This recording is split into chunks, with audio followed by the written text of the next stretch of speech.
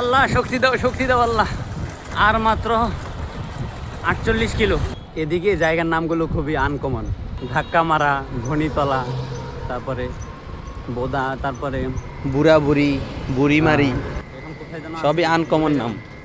মানে এরকম লিচু পাড়া হচ্ছে গাছের উপর থেকে। নাম হচ্ছে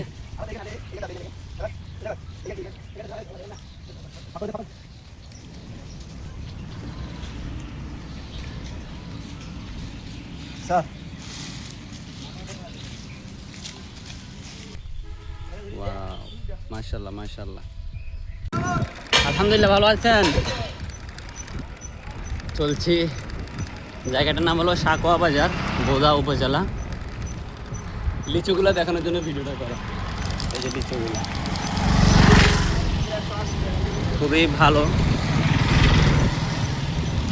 যদি সম্ভব হয়তো বেশি করে নিয়ে যেতাম। আলহামদুলিল্লাহ, আজকে দীর্ঘ 1 ঘন্টা রেস্ট নিলাম। নামাজ পড়ে এখানে একটু বসছিলাম, কিছুটা ভালো লাগতেছে। তবে আজকে প্রচণ্ড গরম বাহিরে, আমার মনে হয় রেকর্ড তাপমাত্রা এদিকে। যাই না কার কাছে কেমন লাগতেছে, আমার কাছে প্রচুর গরম লাগতেছে।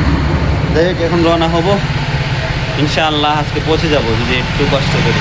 জীবনে কখনো একা একা চলাই ভালো। এর দ্বারা নিজেকে চেনা যায়, বাস্তবতা চেনা যায়, পৃথিবী চেনা যায়।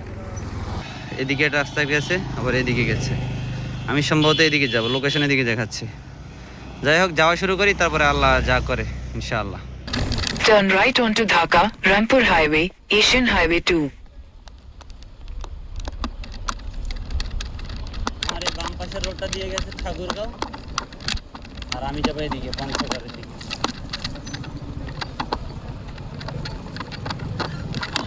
বন্ধুরা, আমি এখন ক্রস করছি কাজী ফার্ম। এই কাজী ফার্ম এটা কিন্তু খাদ্যের একটা কারখানা, ঠিক আছে, উত্তরবঙ্গের মধ্যে সবচেয়ে বড়। তো তারা খাদ্য সাপ্লাই দেয়। তাদের যত মুরগির বাচ্চা আছে, তারা কিন্তু মুরগির বাচ্চাও ফুটায়, ডিমও বিক্রি করে, সব কিছুই আছে। তো তাদের খামারগুলোতে তারা এখান থেকে খাদ্য সাপ্লাই করে। একজন নেপালি টুরিস্ট আসছিল ওই জায়গায়, সেও মনে হয় টেকনাফ থেকে তেঁতুলিয়ে গেছে। সে এদিকে খুব ভাইরাল হয়ে গেছে, এদিকে মানুষের সাথে খুব মজা করছে। অধিকাংশ মানুষ জিজ্ঞেস করে যে আপনি কি নেপাল থেকে আসছেন কি? আমি বললাম যে না, আমি বাংলাদেশি। আর মানুষ আশ্চর্য হয় যে টেকনাফ থেকে চলে আসছেন তেঁতুলিয়ে যাওয়ার জন্য। আসলে পরিশ্রমে মানুষ মরে না, পরিশ্রমে মানুষ শিখে উদ্যমী হয়, অনেক কিছু পায়, অর্জন করে, যদি সে থেমে না যায়। ময়দান দিঘি, এখানে সুপারির পাইকারি বাজার, দেশের বিভিন্ন প্রান্তে পৌঁছে যায়। খুবই সুন্দর মাশাআল্লাহ সুপারিগুলো, বড় বড় সুপারি মাশাআল্লাহ। সবাই সুপারি নিয়ে আসছে, তাহলে এই জায়গাটা সুপারির জন্য বিখ্যাত।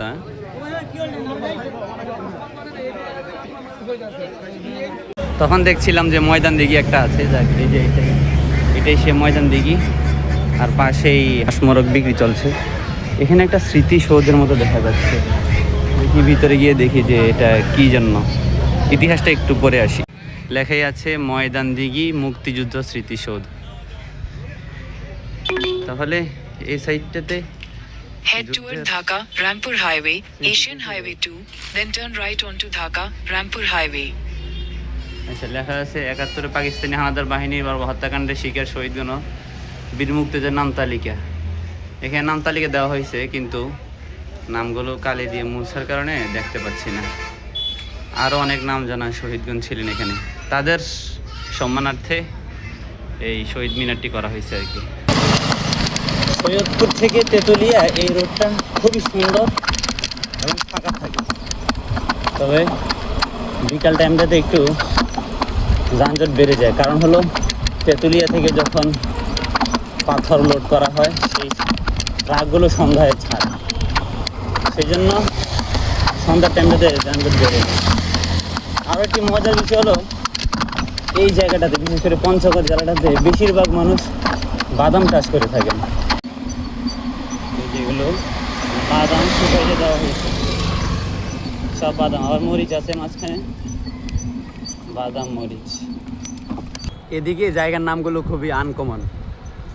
ধাক্কা মারা, ঘনিতলা, তারপরে বোদা, তারপরে এখন কোথায় যেন আছি ভুলে গেলাম, মানে এরকম আশ্চর্য আশ্চর্য এক্সপেন্সিভ নামগুলা।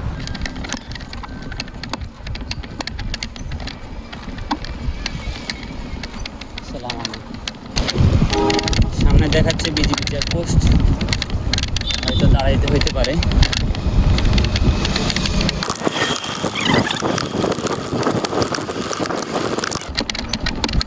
জিজ্ঞেস করে নি।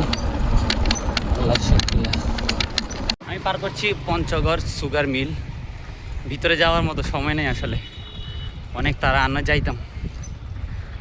ইনশাআল্লাহ ভবিষ্যতে কোনোদিন আসলে যাবো আর কি। শহরে একটা মোড়ে আসলাম, জায়গার নাম ধাক্কা মারা। আরে ওরে কী রে ভাই, কী কারে ধাক্কা মারবে? যাই হোক ধাক্কা মারা মোড় দিয়ে আমি সামনের দিকে যাচ্ছি। সামনে একটা ফিলিং স্টেশন আছে, নাম হলো কাঞ্চনজঙ্ঘা। কেন ভাই এই নাম দিতে হবে কেন? এখন তো আমার আবেগ যাচ্ছে, সেখানে যাইতেই হবে। করতোয়া নদীর উপরে দাঁড়িয়ে আছি, তবে অতিরিক্ত খরার কারণে পানি নেই, যেটা দিয়ে পাথর বালু আমার মনে হয় এটার যে শাখা আছে সেখান থেকে নেয়। যাই না, আমি খুদেই বলতেছি আর কি, যাইয়া ইনশাল্লাহ আসলটা দেখতে পারবো। 36শে জুলাই স্মৃতিসৌধ, সামনে মাওলানা ভাসানীর ছবি দেওয়া আছে, মনে হয় এটা মাওলানা ভাসানী চত্বর হইতে পারে। পঞ্চগড় জেলা সার্কিট হাউস, খুবই সুন্দর দেখতে, মনে হচ্ছে এরিয়াটা আমাদের কুমিল্লাটার মতোই। আল্লাহ শক্তি দাও আল্লাহ। আর মাত্র 48 কিলো বাংলা বান্দা, আল্লাহ শক্তি দাও, ইনশাআল্লাহ চলে যেতে পারবো। আলহামদুলিল্লাহ হযরতদের সাথে দেখা হয়ে গেল পঞ্চগড়ে এসে। আমারই হামজিন্স, আমার মতোই মানুষ, ওনারা তো মাদ্রাসা পড়াশোনা না। যাক আলহামদুলিল্লাহ খুশি হইলাম ওনাদেরকে দেখে। তো সবাই দোয়া করবেন ইনশাআল্লাহ আজকে ভিতরে পৌঁছে যাবো যেভাবে হোক, যদি আল্লাহ সহায় হন। দেখেন কিভাবে ক্যামেরা কাঁপতেছে, এইদিকে পুরা রোড না কি অবস্থা, একদম পঞ্চগড় থেকে নিয়ে আপনার তেঁতুলিয়া পর্যন্ত, বাংলা বান্ধা পর্যন্ত। তাহলে ভাই কিভাবে যাব? সাইকেলও চালাইতে ভালো লাগতেছে না। কি রাস্তাটা কেমন লাগছে? খুবই সুন্দর না? দুই পাশে বড় বড় গাছ, বেলজিয়াম গাছ, মাঝখান দিয়ে আপনি চলছেন, কেমন হবে অনুভূতিটা? পঞ্চগড়ের এই সাইডটাতে বৃষ্টি হয়েছিল, শরীরে কিছুটা বৃষ্টি ভাব অনুভূত হচ্ছে, রাস্তাও দেখা যাচ্ছে হালকা হালকা ভিজে। ইনশাআল্লাহ আমাদের যেতে পারলেই হলো, আরও 26 কিলোমিটার। পুরো শরীরটা ঠান্ডা হয়ে যাচ্ছে, অলরেডি বৃষ্টি পড়াও শুরু হয়েছে। আল্লাহ জানে আজকে মনে হয় আমার তেঁতুলিয়া যাওয়া হবে না। বৃষ্টিতে আটকা পড়ে গেলাম, এখন কিছুটা কম আছে, তবে ইনশাল্লাহ চলে যাব। বন্ধুরা দেখো এই জায়গাটাতে, ওয়াও, মনে হচ্ছে সিলেট চা বাগানে চলে এসেছি। বিশাল বড় কিন্তু এরিয়া। এখানে সিলেটের একটা ভাব পাওয়া যায়, তবে পাহাড় নেই, খুবই সুন্দর লাগে। রাস্তার পাশে সুন্দর পরিবেশ, আমার মন চাইছে এখানে দাঁড়িয়ে যাই, কিন্তু কি করব, সময় স্বল্পতা, যেতে হবে তেঁতুলিয়া 0 পয়েন্ট। আলহামদুলিল্লাহ এখান থেকে তেঁতুলিয়া সীমান্ত শুরু, তবে আমি এখনো 0 পয়েন্টে পৌঁছাইনি। 0 পয়েন্টে পৌঁছতে আরও বহুত সময় লাগবে। এই যে বালুগুলো স্তূপ দেওয়া আছে, সিলেকশন পাথর, এগুলোই সারা বাংলাদেশ যাবে। এই যে ট্রাক ভর্তি হয়ে আসছে, আকাশে বিজলি চমকাচ্ছে। আল্লাহ সহজ করুন, দয়া করুন। আমার সফর সঙ্গী ক্যাঁত ক্যাঁত করতেছে, ক্যাঁত ক্যাঁত। ধৈর্য ধরো, আজকে দিন বাস, কালকে থেকে তুমি রেস্টে থাকবে, কালকে তোমাকে বাসে নিয়ে যাওয়া হবে ইনশাআল্লাহ। স্বপ্ন পূরণে মাঝে মাঝে এভাবে রিস্ক নিতে হয়, অনেক বাধা পাড়ি দিতে হয়। আলহামদুলিল্লাহ বৃষ্টি হচ্ছে, তবে আমি থেমে নেই, আমি যে কোনো মূল্যে হোক আজকে তেঁতুলিয়া গিয়ে পৌঁছবই 0 পয়েন্টে ইনশাআল্লাহ। ওই যে দেখা যাচ্ছে বুড়িমারি ইউনিয়ন, এই নামটা শুনে হাসতাম ছোটোবেলায়। যখন আমি হিফজখানায় পড়ি তো পঞ্চগড়ের আমার সাথী ভাই ছিল, ওদের টিকিটের মধ্যে লেখা থাকতো এরকম, তখন হাসতাম কি বুড়ি মারি। এখন নিজে চলে আসলাম। এই যে এটা কিন্তু একটা নদী, নদীর নাম মুখস্থ করার সময় নেই।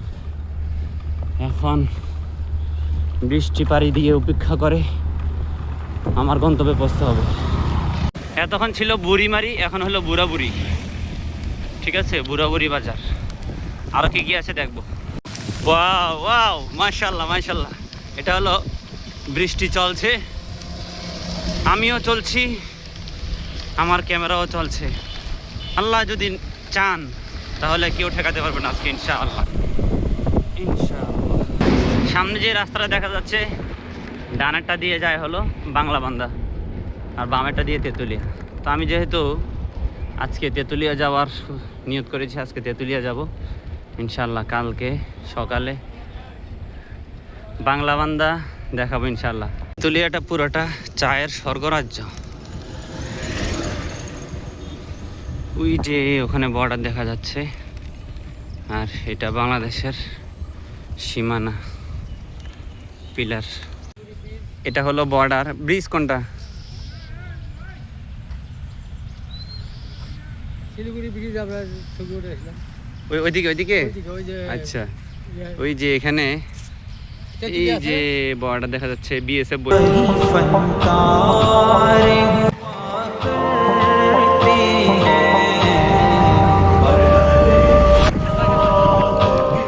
এই স্বপ্ন পূরণের জন্য ঘাম, বৃষ্টি, রোদ সব একাকার করেছি। আলহামদুলিল্লাহ এখন কাছাকাছি, আলহামদুলিল্লাহ। তেঁতুলিয়া এই বাস স্ট্যান্ড চলে আসলাম। এখন তেঁতুলিয়াতে আসলাম, যদি তেঁতুল গাছ না দেখি কেমন হয়। এই যে তেঁতুল গাছ, কি এক অনুভূতি। ওই যে ওই পাশে ইন্ডিয়ার বর্ডার, আর আমি এই পাশ দিয়ে হাইটে যাচ্ছি, মাঝখানে নদী বয়ে চলেছে। আলহামদুলিল্লাহ আলহামদুলিল্লাহ। বাংলাবান্ধা পৌঁছলাম, তবে এখনও 0 পয়েন্ট যায়নি আর কি, আর 1-1.5 কিলোমিটার আছে। চেকপোস্ট আছে, সামনে বর্ডার লাইট দেখা যাচ্ছে, সামনেই বাংলাবান্ধা 0 পয়েন্ট। এখন এক ভাই বলো রাতে নাকি ঢুকতে দেয় না, তারপর রিকোয়েস্ট করবো একটা ছবি নেওয়ার জন্য, যদি দেয় দিবে, না হলে আবার আসতে হবে আর কি কালকে। এই যে এই পাশে সব ভারতের পাথর বোঝাই, বালু বোঝাই ট্রাক সিরিয়ালে দাঁড়িয়ে আছে বাংলাদেশে প্রবেশ করার জন্য। প্রবেশ তো করে ফেলছে, বাস যার যা গন্তব্যে যাবে।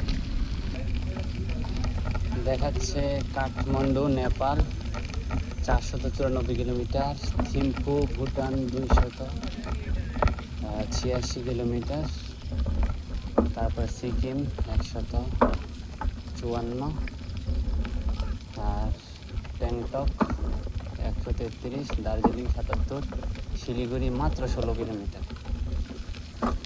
তাহলে এখান থেকে আর সামনের দিকে যাওয়া যাবে না, বোঝা যাচ্ছে, যেহেতু অফ। আর অল্প একটু 0 পয়েন্ট দেখা যায়, মানে আফসোস ভিতরে ঢুকতে পারলাম না, এই যে প্রবেশ নিষেধ।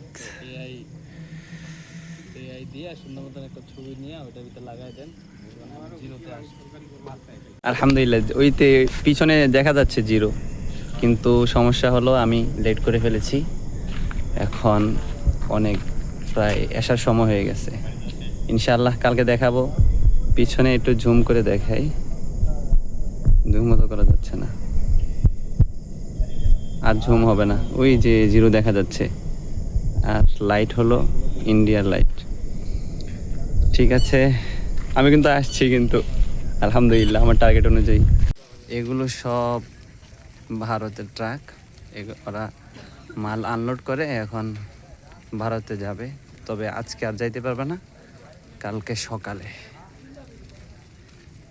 আলহামদুলিল্লাহ অনেক খোঁজাখুঁজির পর হোটেল পাইলাম। এই যে এটা ডাবল রুম, সিঙ্গেল রুম পাচ্ছি না, তবু আলহামদুলিল্লাহ আমার জন্য ভালো হয়েছে, আরামে ঘুমাইতে পারবো।